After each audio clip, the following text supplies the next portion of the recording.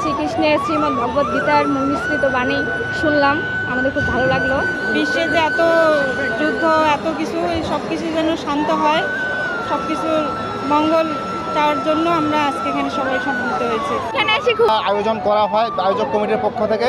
আমরা গীতাকে শুদ্ধরূপে পাঠ করতে পারবো এবং সবাই, বাচ্চা সহ সবাই শিখতে পারবো। সারা বাংলাদেশের মানুষ, সারা বিশ্বের মানুষ সুস্থ থাক, ভালো থাক, এটাই আমাদের চাওয়া।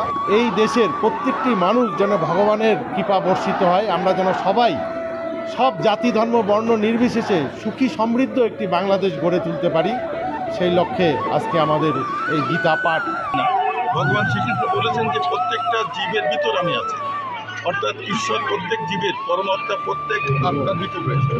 অতএব আমরা শুধু মানুষ না, প্রত্যেক জীবকেই আমাদেরকে ভালোবাসতে হবে এবং ধর্ম বর্ণ এটা নিয়ে কোনো ভেদাভেদের কোনো কারণই থাকতে পারে না।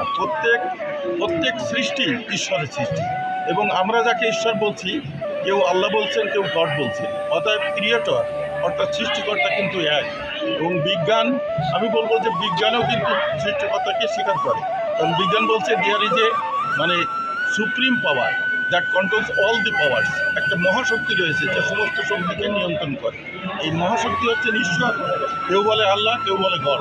অতএব আমরা সকলেই সৃষ্টিকর্তা, সৃষ্ট প্রাণী, মানুষ থেকে আরম্ভ করে সকলের কল্যাণের কথা গীতায় বলা হয়েছে। এবং গীতা পাঠের মাধ্যমে যদি আমরা উপলব্ধি করতে পারি, তাহলে আমরা সকলকে ভালোবেসে একটা সুখের পৃথিবী তৈরি করতে পারি।